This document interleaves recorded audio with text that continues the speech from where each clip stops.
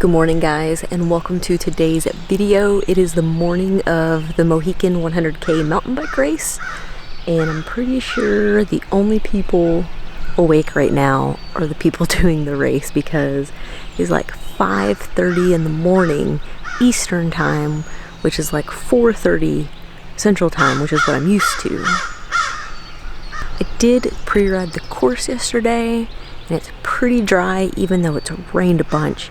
There's some roots, some rocks. I think it's gonna be a fun, punchy day. I think I'm probably gonna blow up. That's my prediction.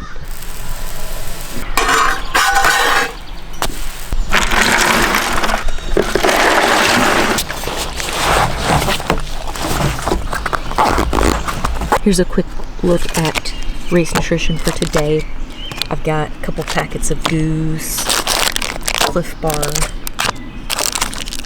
some chews, Bonk Breaker Bar. That's basically it. In this bag, I basically have a refeed of the same thing that I'm gonna give to Molly and see her maybe, I don't know, maybe halfway through. I don't know if I'll eat all this by then, but I want to make sure I have enough food with me in case the bonking does happen. Also, here is my pancake, banana, peanut butter breakfast. So the race starts in downtown Loundonville, but I'm camped a little further down the road. This is my little warm-up for the morning. There's a nice bike path that connects it all. There's quite a bit of dew on the ground, so the trail's gonna be a little bit slick this morning. Hopefully it won't be too bad. She knows you. So we're just gonna roll out slowly until we start climbing the hill. In 3, 2, 1, go! Alright guys, welcome to the Mohican 100K race commentary for this video. Basically there is a neutral start at the beginning, so we roll out through town. There's a lead car. It's a pretty serious neutral rollout because if you pass the lead car, you get disqualified. Not really an issue for me because I wasn't planning to do anything very aggressive in the beginning at all. We actually started really close to the front of the race. Gary saved me a spot and I wasn't really planning to try to stay there. We actually accidentally pre-rode the start of the course, but we rode it backwards the day before. So I had already figured out that there's a really steep hill very early on into this race. And the terrain in this area, it's pretty much all it is. It's a lot of, I would consider them short, steep climbs, even on the trail and on the gravel. That was pretty much what it was throughout the day. So I was pretty much prepared for that, ready, you know, to be putting in those big efforts. I had my Eagle gearing, so I had that 50-tooth gear, and I planned to put it to really good use for this event. So here is basically, we're getting to kind of the base of this long uphill climb. And I do look at my power numbers on the mountain bike on any kind of climb that's a little bit sustained, but I really ride based on feel.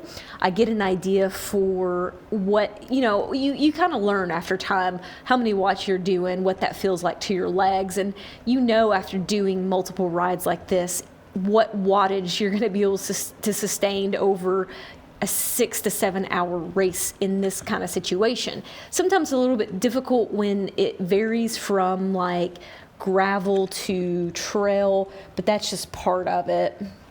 The start of this race, course-wise, is probably one of the most difficult ones that I've ever done before, mostly just because it's such a big, hard effort so early on in the race. And there were a couple of them. Basically, we take this road and it kind of helps spreads us out until we get to the trail. I believe there's about 600 riders in this trail, and it was a mass start for 100K and 100-mile riders. So basically 600 people trying to make their way to a trailhead all at once. You definitely need something to separate them.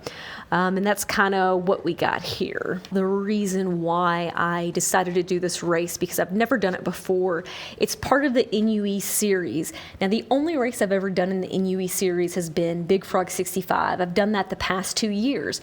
And I really like that race. I really enjoy that area of Tennessee. And so I've kind of looked at the NUE series a couple of times to see if maybe I could actually do something in the series, because they are very competitive events. And some of the smaller cross-country races that I go to in Tennessee, sometimes I don't even have anyone in my category, and I absolutely hate that. So coming to these events, I get a much bigger group to compete against, and honestly, these 60-mile races, they're very hard, but training for them, you really kind of, like this race, I felt really good at the end of it. Eventually get to this bridge here, and this bottleneck leads us onto the trail. Now, one of the big reasons why I came here was because I wanted to test my skills just a little bit, because I heard this trail was rooty and rocky, and I've been really trying to improve that stuff over time, and I feel like I've actually come a long way in the past year, and I'm very comfortable with my Trek Top Fuel right now, and I feel really good riding a lot of that stuff.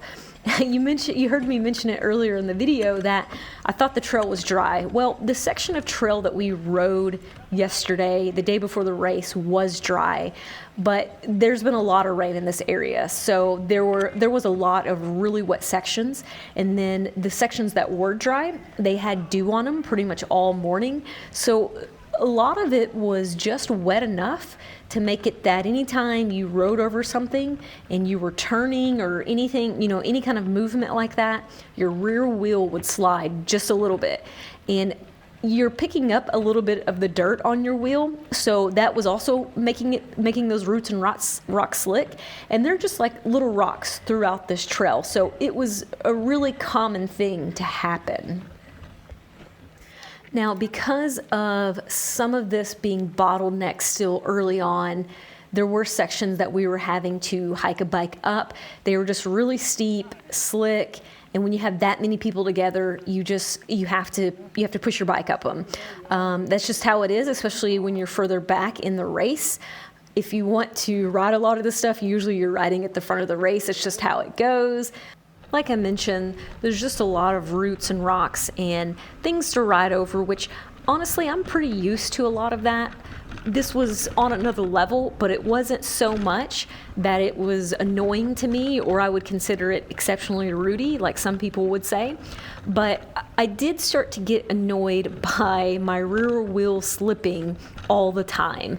I kept thinking in my mind that the ground was gonna dry up because it was just because of the dew, and that in an hour or two, the trail would be a lot drier and faster. And I really wish I wasn't thinking that way, because that never really happened, to be honest with you. There were definitely some sections of this trail though that I really liked, and I just wanted to keep telling myself that it being slippery is something that I need to just come to terms with and learn to enjoy and ride comfortably. I could riding this trail in the complete dry, I would have such a great time, and I was doing fine. It's just that really the first 20 miles of the race, I was really concentrating hard on picking my lines and just trying to stay upright mostly. I mean, that was really my goal. And doing that for 20 miles, I feel like it was really starting to create some mental fatigue on me, because not too long after that first 20 miles, I really started to struggle just a little bit. This is kind of a cool little bridge that you get to ride through.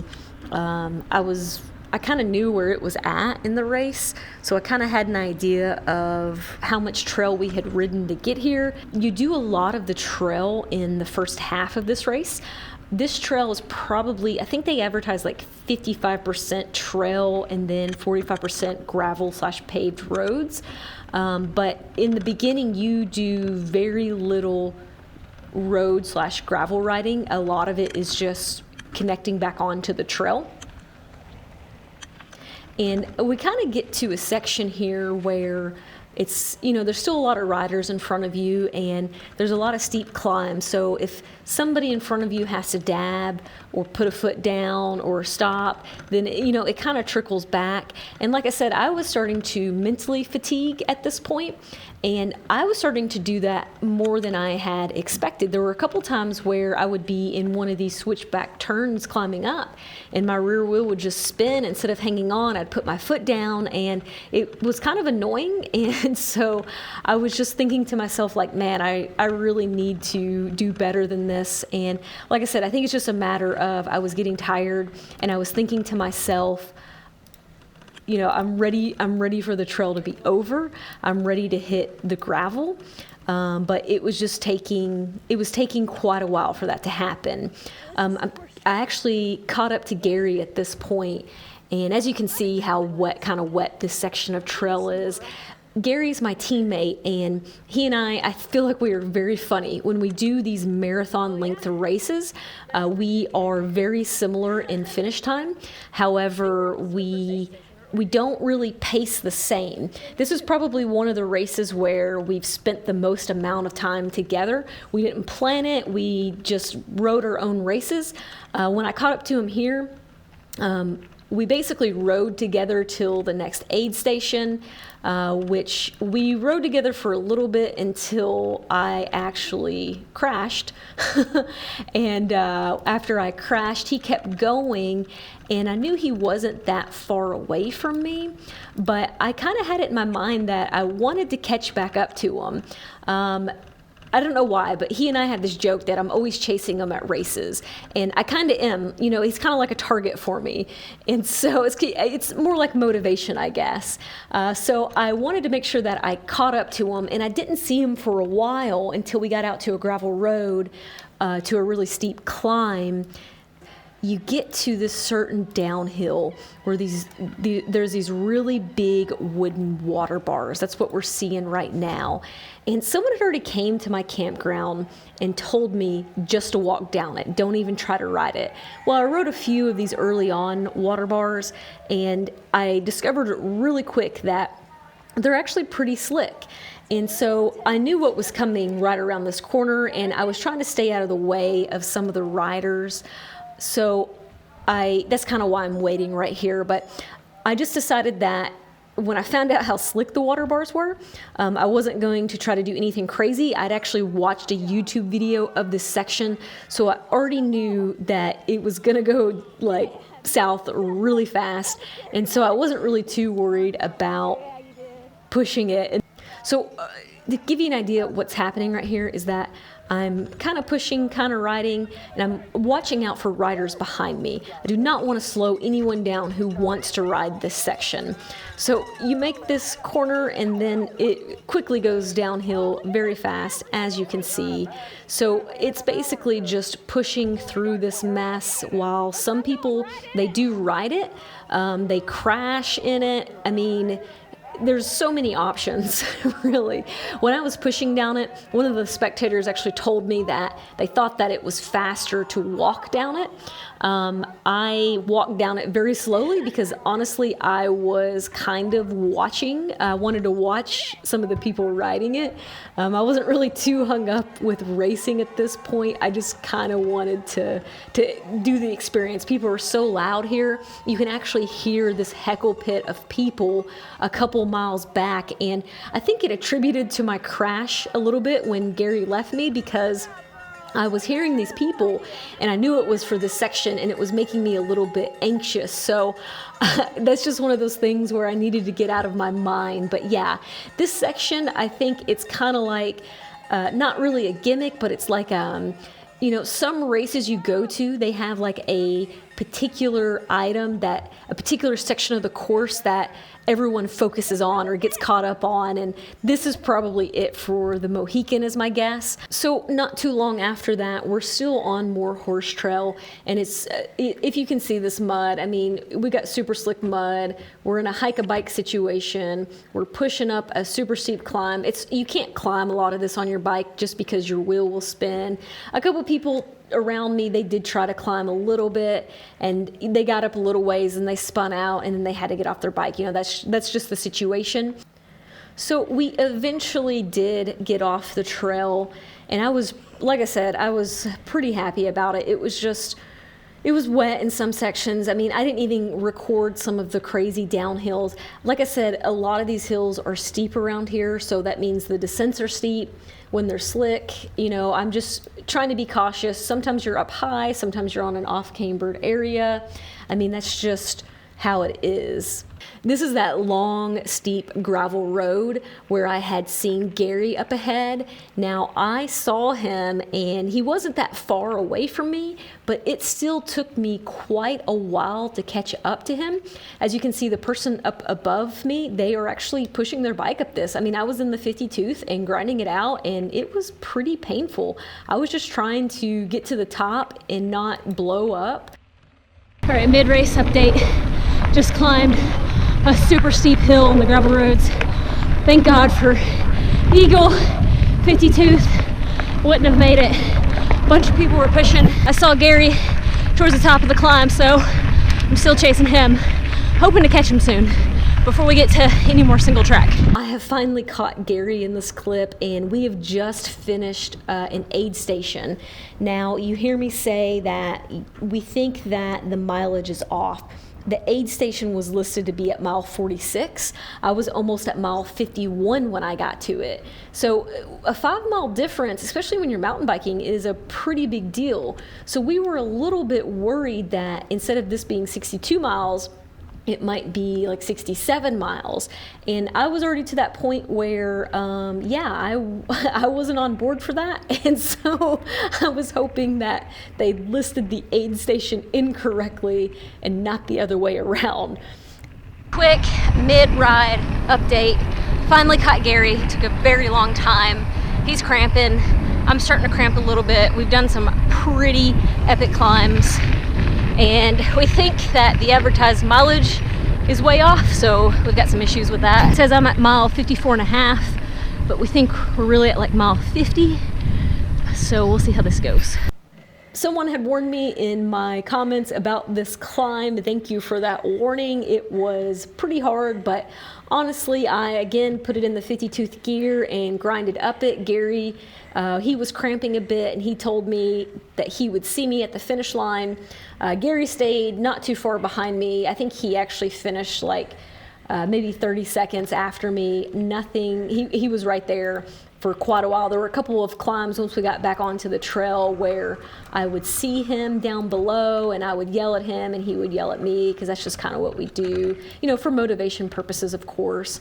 Once you get through that gravel, you do ride the trail a little bit, and this was some of the section of trail that I had pre-rode the day before that I felt was actually pretty dry. So I was actually pretty excited to get back to the section of trail, and plus I'd only ridden it once, but it was somewhat familiar, so that's always kind of a nice thing. But I'm really honestly ready to finish at this point. I came in 9th, about 6 hours and 55 minutes. That's out of like 41 women that raced the 100K. So when I saw how many women were actually in my group, I was pretty surprised. I felt pretty good about my result. There were a couple of women within, like, I think places 6th, 7th, and 8th, we were within like 4 minutes of each other.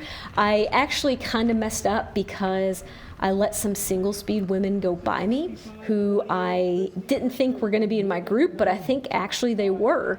So that was a mistake that I made. I let them go by like kind of towards the end, but sometimes, you know, like I said, I wasn't really crazy concerned about my podium place, but I finished pretty close to where I expected. So overall, I had one minor crash.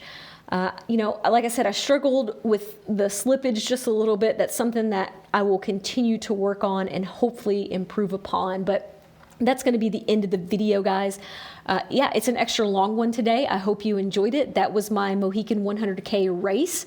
If I do this race again next year, I probably won't pre-register. I will probably register the week of and check the weather very closely, because I feel like if it rains here, it becomes a much more difficult course. But anyways, thanks for watching, guys. I hope you enjoyed this race recap, and I got another race this weekend, so I'll see you guys on the next one.